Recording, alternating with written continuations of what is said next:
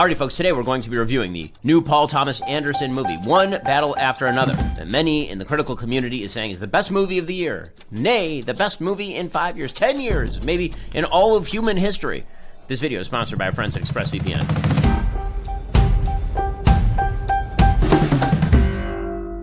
Alrighty, so let's go through this movie. First of all, not good, do not like, bad. The direction is top tier because it's Paul Thomas Anderson, meaning it's a beautiful looking film, it moves quickly. The music is actually quite good. The score is by Johnny Greenwood, who I'm not sure what else he has done, actually, but I thought that the score was effective. I believe he did There Will Be Blood, so it's kind of a spare but effective score by Johnny Greenwood. The cinematography is beautiful. There is a car chase scene near the end that is well choreographed.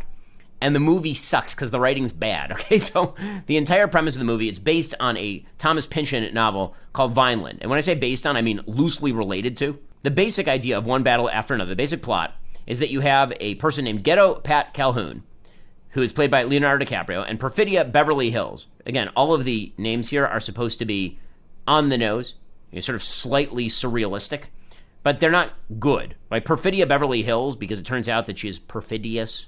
Get it? Like Perfidia.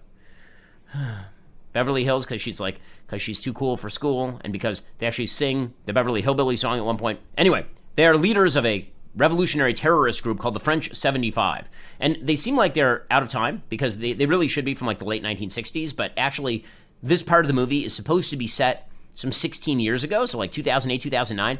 The first scene in the movie is them raiding an ICE facility to free illegal immigrants, which turns out to be sort of the running theme here, is that revolutionaries, what they really do is they fight the system in order to allow unchecked migration into the United States. Why? Because they need to defeat white nationalism, white Christian nationalism. That's the basic politics of the film. So Perfidia Beverly Hills, she breaks into this ICE facility along with her explosive expert boyfriend, played by Leonardo DiCaprio. She is obsessed with revolutionary violence, and also she is wildly sexually promiscuous.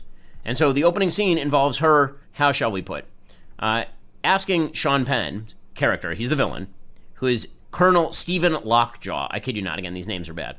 And who is a white supremacist. He's commanding the ICE facility. The opening scene is her asking him to get up, but not like to his feet. And so you get a very long shot of his crotch as he is turned on by this radical Black Panther-like terrorist. And so it turns out that he becomes obsessed with her. And so he ends up tracking her down. He lets her go after she agrees to go to a motel and have sex with him. For some reason, she keeps that commitment, which is strange. Anyway, she has like a BDSM relationship with Lockjaw. So she's bombing things with Leonardo DiCaprio, and she's getting pregnant by Sean Penn, who's playing this uptight white Christian nationalist who is turned on by black female revolutionaries. Get it? Because white Christian nationalists really, they have a sadomasochistic relationship with black female revolutionaries. In any case, she gets pregnant. There's a shot from the film that you've seen of her very heavily pregnant, firing off what looks like an M4. And the idea is she's a true revolutionary, right? The freedom is in her belly. And at one point she says that the gun is for fun, but her genitalia, that is for fighting. She ends up being caught in the middle of a bank robbery. And she gives up the group in order to go free, and then she is supposed to go into witness protection, and instead she escapes to Mexico. You never see her again for the rest of the movie, so that's just kind of left open.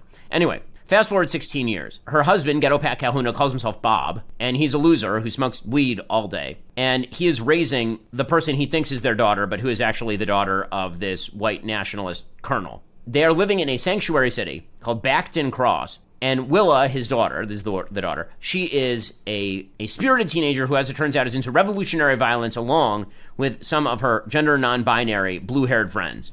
And there are a couple of jokes here at the expense of the gender non-binary blue-haired friends, but mostly at the expense of out-of-touch old Bob, who doesn't understand why somebody would be gender non-binary. And there are a couple of humorous moments where Bob, again, Leonardo DiCaprio, he is trying to call into the revolutionary group, because what happens is that Stephen Lockjaw is trying to join a white nationalist group, a white Christian nationalist group called the Christmas Adventurers Club. I know, this is so stupid. The whole thing's it's such a stupid movie. It's so dumb. Okay, and they decide they're not going to let him in because he might have a black daughter. And so he decides he's going to track down the black daughter and kill her so he can get into the white Christian nationalist club. As one would. He decides to lead a raid on Backton Cross, the sanctuary city, to track down, in reality, his daughter, Meanwhile, Bob is looking for his daughter, and in order to find his daughter, he ends up teaming up with Benicio del Toro, who plays a karate teacher and community leader named Sergio St. Carlos, who's a sensei, and who, again, is funny in a sort of oddball, kind of Wes Anderson kind of way. Everything Benicio del Toro plays now is like too cute by half. So anyway, he's the leader of an underground railroad for illegal immigrants who are all staying in this facility nearby and who are also engaged with skateboarding terrorists straight out of the Kyle Rittenhouse situation. And he's the big hero, is Benicio del Toro, who's going to help out Bob, but also help out the illegal immigrants while this raid is going on. Okay, we'll get to more of this in just a moment. First, it's often said freedom isn't free, and that's true. Freedom has to be defended. But what isn't said enough is that online freedom isn't free either. It too has to be defended, not by military force, but by a certain technological force, encryption. Strong encryption can protect your right to privacy online and defend you from hackers. So how do you get this encryption? With ExpressVPN. Internet providers track and sell your data. Hackers prey on public Wi-Fi. Governments monitor your every move online. With ExpressVPN, their powerful encryption reroutes 100% of your online activity through secure servers, making your data invisible to prying eyes. We use ExpressVPN all the time at the company. I use it all the time. I'm traveling. I'm using public Wi-Fi. You know what? My data is nobody else's business, and so ExpressVPN keeps it safe. Don't just take my word for it. They invited the world's top auditors, PwC and KPMG, to verify their revolutionary trusted server technology. It is the only system that physically cannot store your data because it runs entirely on volatile memory. While other companies profit from invading your privacy, ExpressVPN goes the extra mile to protect it. Find out how you can get up to 4 extra months by scanning the QR code on screen, clicking the link in the description box below, or by going to expressvpn.com/BenYT. Again, that's expressvpn.com/BenYT to get up to 4 extra months by scanning that QR code on screen or clicking the link. In the meantime, Colonel Stephen Lockjaw, who's with the daughter, decides that he can't kill the daughter himself. Apparently that is beyond his scruples. And so he decides that he is going to hand her off to a Native American bounty hunter named Avanti Q. So Avanti Q, who's this Native American murderer, but it says he won't kill the daughter. So Stephen Lockjaw says to him, I want you to take the daughter to, wait for it, another white nationalist group like bikers, and they will kill her. And the Native American's like, totally fine. So cool. So he puts her in the back of the car. He drives her there. He gives her up. But don't worry. For all of those who were worried that there might be a person of color in this film who's on the wrong side, no. He ends up turning on the white nationalists when he realizes that the white nationalists are bad people about to kill the black girl. Now, he could have realized that in the car and not dropped her off. But instead, he ends up dying heroically in order to save her by killing the entire white nationalist biker group. Okay, and so he dies. She grabs the car. There's a car chase involving another member of the original Christmas Adventurers Club who's trying to track her down and kill her in order to cover up, I guess, for the fact that Stephen Lockjaw has a biracial daughter. And so the Christmas Adventurers Club guy kills Stephen Lockjaw, sort of, but not quite. He shoots him in the face, but he lives. And then Leonardo DiCaprio kills that guy and saves his daughter. And that's the whole film. At the very end, Stephen Lockjaw lives, but he goes to the Christmas Adventurers Club, and they effectively euthanize him. They say, we're going to let you in, and they put him in an office, and they gas him to death. And that's the end of the movie, except that you get a tag. And the tag at the end of the movie is, Willa gets a letter. She's had a letter from her mom that her dad's been hiding. And she reads the letter, and the letter doesn't actually tell her to maybe lead a better life than she led, or to abandon these revolutionary idiots who are accomplishing nothing. Instead, the letter says that she wishes she had been a better mom, but also she wishes that she had fought the revolution better, and the daughter decides that she too will be a revolutionary. And the end of the movie is Bob, who's now permissive with his daughter, giving her a thumbs up as she goes to perform revolutionary activity. If this sounds like a total mess to you, it's because it is. It is an ideological mess, but it's more than a mess. It's actually quite ideologically bad. The basic suggestion is a conspiracy theory in which the United States is run by white supremacist Christian nationalists, and all people of color and a few nice, incompetent fellow travelers like Bob are going to take on that entire system. And that system must be taken on at the cost of family, at the cost of friendship, at the cost of decency, at the cost of basic human capacity for success.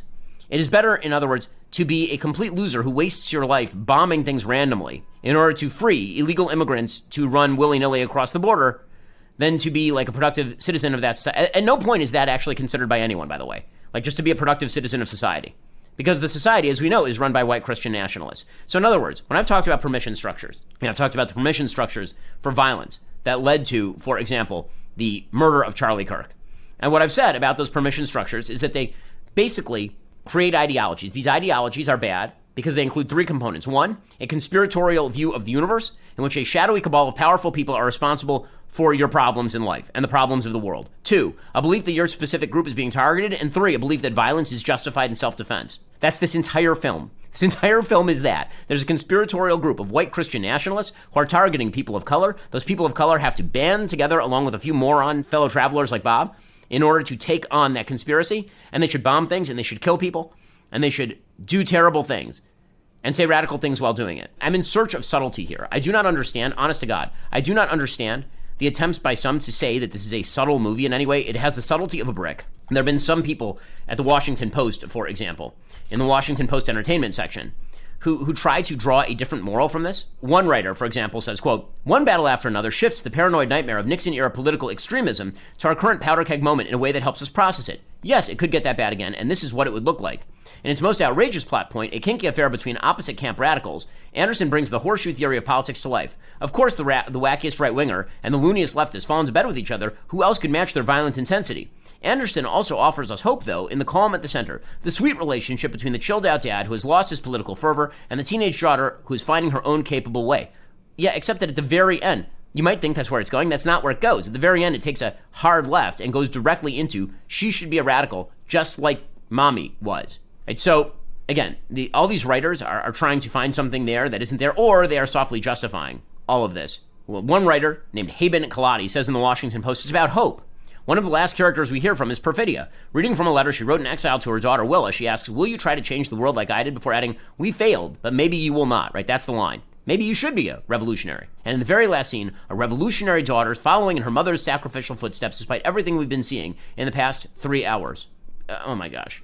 Oh my gosh. Like, again, you can make excuses for it, but basically the thing's an apologia for radical left-wing terrorism. That's what it is. And any attempts to paint it as more complex than that, I think are overdoing it. Alrighty, so there is your review of One Battle After Another by Paul Thomas Anderson. Again, Leonardo DiCaprio is good in it. He's a good actor. Benicio del Toro, fine. Tiana Taylor is Perfidia. She's a talented actress. It's all fine, except for Sean Penn as Lockjaw, who kind of stinks. But just a bad movie all around, like Shape of Water style bad movie. It's a little surprising for Paul Thomas Anderson, who's sort of stayed away from the overtly political for a while. And again, I really like some of Paul Thomas Anderson's movies. I think that There Will Be Blood is a terrific film, even though, again, I think the politics tends toward the left. It's very anti-religion and also anti-capitalism. And I think The Master is really maybe his best movie, which is about the power of sort of cults and the draw of cults. But this is it's just bad. It's not good. Will this win Academy Awards? It'll win all the Academy Awards because this is what Hollywood wants. Left-wing agitprop from high-powered directors.